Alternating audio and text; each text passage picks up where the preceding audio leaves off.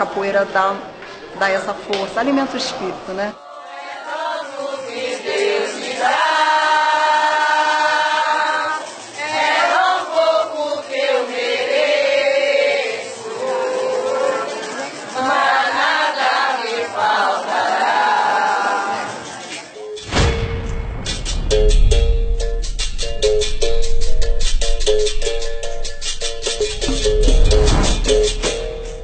Quando eu entrei na associação, eu vi que tinha um número muito grande de mulheres, mais do que homens, e as mulheres faziam de tudo, igual exatamente o que os homens faziam, e aquilo me chamou a atenção.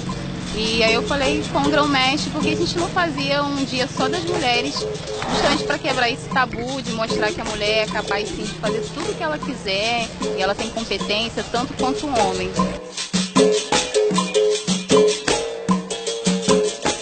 Chega na roda, a gente quer jogar, quer tocar, mas muitos homens não deixam, logo corta a gente jogando, logo pega o instrumento. É bem difícil. Até por causa do preconceito que existe, né?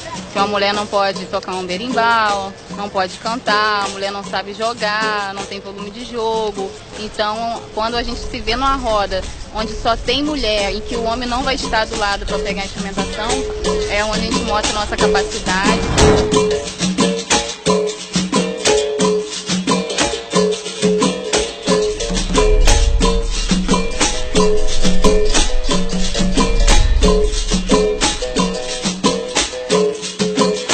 A mulher dentro da capoeira, ela está cada vez conquistando mais espaço, né?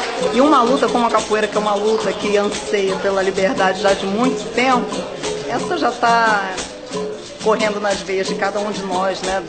Principalmente do nosso povo brasileiro, né? Que sofreu tanto com tanta discriminação desde muitos anos com a capoeira.